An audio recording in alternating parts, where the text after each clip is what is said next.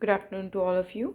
This lecture is going to be on the topic interpretation of taxing statutes. यहाँ पर हम ये समझेंगे कि टैक्सिंग स्टैट्यूट के इंटरप्रिटेशन के दौरान कौन कौन से रूल्स का इस्तेमाल किया जाता है. तो सर्टेन इम्पॉर्टेंट रूल्स और सम सेट ऑफ कंडक्ट जो कि जुडिशरी अपनाती है जब टैक्सिंग स्टैट्यूट्स के इंटरप्रिटेशन की बात आती है, तो वो कुछ इस तरीके से हैं कि स्टैट्यूट्स जो टैक्स इम्पोज करते हैं या मॉनेटरी बर्डन इम्पोज करते हैं, ऑब्वियसली चूँकि ये काइंड ऑफ ऑब्लिगेशन लगाई जाती है जनरल पब्लिक के ऊपर, इसलिए जैसे हम पीनल स्टैट्यूट्स के केस में स्ट्रिक्टली कंस्ट्रक्शन करते थे, सेम एग्जैक्टली वैसा ही हम टैक्सिंग स्टैट्यूट्स के केस में भी स्ट्रिक्ट कंस्ट्रक्शन ही करेंगे. अब लॉजिक क्या है इसके पीछे, जो मैंने अभी आपको बताया कि जो इम्पोजिशन ऑफ टैक्स है ये भी एक तरह का इम्पोजिशन ऑफ पेनाल्टी है, and it can only B imposed if the language of the statute clearly says so.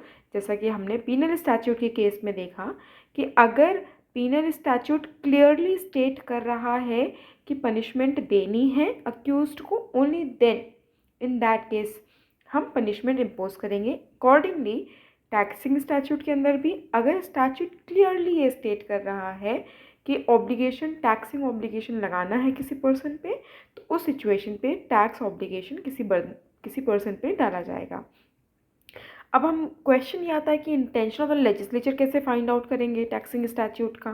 तो अगेन इस काइंड ऑफ स्टैट्यूट यानी टैक्सिंग स्टैट्यूट के इंटेंशन ऑफ द लेजिस्लेचर को हम गैदर कर सकते हैं obviously by applying the natural meaning of the words. And हाँ, एक चीज़ और कि जो लैंग्वेज है किसी भी टैक्सिंग स्टैट्यूट की वो हमेशा एक्सप्लिसिट होनी चाहिए, क्लियर होनी चाहिए. Let's quickly have a look on certain important case laws on taxing statutes. तो पहला केस है न्यू पीस गुड्स बाज़ार कंपनी वर्सेस सीआईटी बॉम्बे का. यहाँ पर एपेलेंट ने कुछ म्यूनिसिपल टैक्सेस पे किए थे as also immovable property taxes, पर उसने उस टैक्स के अंदर डिडक्शंस को क्लेम किया under section 914 and 915 of IT act 2022. तो सुप्रीम कोर्ट ने यहाँ कहा कि जो प्रोविजंस हैं ये क्लियरली और अनएम्बिगुअसली डिडक्शन को स्टेट कर रहे हैं, इसीलिए एपेलेंट के पास सारे राइट्स हैं कि वो उन डिडक्शंस को क्लेम कर सके. दूसरा केस है सेवंटीलाल वर्सेस सीआईटी बॉम्बे 1968 का. यहाँ पर एपेलेंट ने कुछ शेयर्स गिफ्ट किए थे अपनी वाइफ को, जो उन्होंने फर्दर सोल्ड आउट कर दिए. नाउ अब वो जो सेल करने से कैपिटल गेन वाइफ को मिला, उसने कंटेंड किया उस हस्बैंड ने कि वो कैपिटल गेन्स उसके इनकम में इंक्लूड नहीं होने चाहिए under section 16(3) sub clause 3 of the IT act 1922. But when this provision was added to the act in 1937 by an amendment, income did not include capital gains, and since the amended form of income includes capital gain, old form is now obsolete, and now there is only one natural meaning of the word income, which is inclusive of capital gains. And hence supreme court ने यहाँ पर ये कहा कि चूँकि provision के अंदर कोई भी एम्बिग्विटी नहीं है, तो एपेलेंट के पास has no option but to pay taxes as per the law. Next in line is the case of Ram Avatar versus Assistant Sales Tax Officer 1961.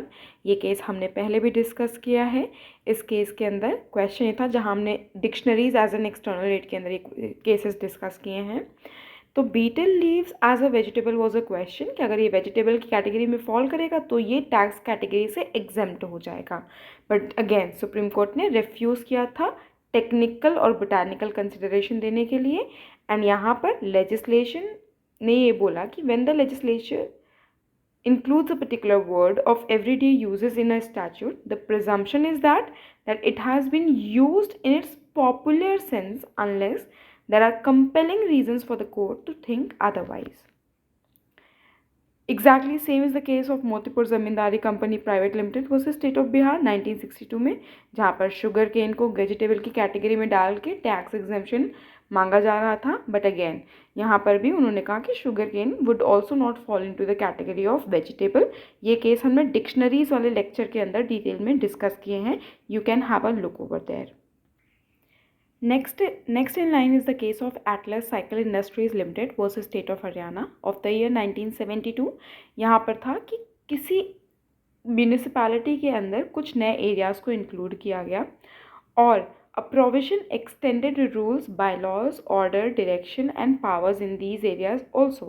तो क्वेश्चन यहाँ अराइज ये हुआ, क्या ऐसा कोई भी नोटिफिकेशन जहाँ पर टैक्स इम्पोजिशन की बात हो रही है, क्या किसी नए एरिया के म्यूनिसिपैलिटी में एंटर करने से उन नए एरियाज़ पे भी ऑटोमेटिकली वो नोटिफिकेशन एक्सटेंड करेगा? तो सुप्रीम कोर्ट ने यहाँ होल्ड ये किया कि since a taxing provision has to be strictly interpreted, such an extension can not be permissible automatically. एक केस और यहाँ पर है which is Dunlop India limited versus union of India, 1977 का केस है। इस केस में the question was whether commodity known as VP latex comes within the meaning of rubber. Supreme court ने ये कहा कि word used in any taxing statute is to be interpreted while keeping in the mind the popular meaning of the word, and hence no doubt VP latex is also a rubber. Next in line is the case of Alladi Venkateshwaralu versus Government of Andhra Pradesh, 1978. इस case के अंदर was the question was whether the word rice used in the entry 66 clause B of the first schedule of AP General Sales Tax Act, the Sales Tax Act 1957 includes parched rice and puffed rice. अब parched rice को अटकुलू बोला गया है, puffed rice को मूरा मुरालू। तो supreme court ने यहाँ पर ये कहा कि there is nothing wrong in taxing and raw product and a finished product separately, but condition क्या होनी चाहिए कि जो रॉ मटेरियल टैक्स किसी एक फॉर्म में किया गया है और फिनिश्ड प्रोडक्ट जो है, ये दोनों अलग अलग फॉर्म होने चाहिए। जो रॉ मटेरियल है वो तो किसी एक ही फॉर्म में होगा, पर जो फिनिश्ड प्रोडक्ट बनाया गया उस रॉ मटेरियल से वो it should have assumed another form. तो यहाँ पर जो नोट हमें याद रखना है वो ये कि identity of the raw material should have changed.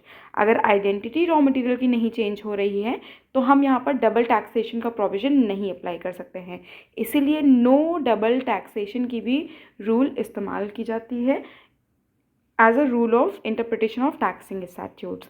तो यहाँ पर ये कहा गया कि commercial parched rice and puffed rice may be two different varieties of rice but they do not cease to be a rice, and in case of any ambiguity it should be resolved in favor of assessee. Since rice has not been changed into another form, it cannot be taxed again. और यहाँ पर आप देख रहे हैं bracket में लिखा है no double taxation. Now the next case in line is State of Rajasthan versus Messrs Khandka Jain Jewellers, 2008. इस केस के अंदर सुप्रीम कोर्ट ने कहा the valuation of the property mentioned in the instrument has to be done at the time of its execution defined under section 2 sub clause 2 of Indian stamp act 1899 means signed. तो यहाँ execution का मतलब signed बोला गया है। यहाँ note जो हमें दिमाग में रखना है वो ये है कि although the principle is that no person shall suffer on account of litigation, that is pendency of litigation for long time.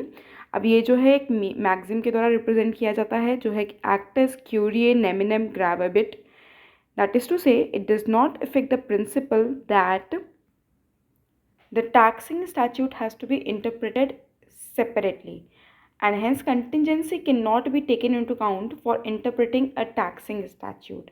So these are all the cases relating to the interpretation of taxing statutes. Thank you.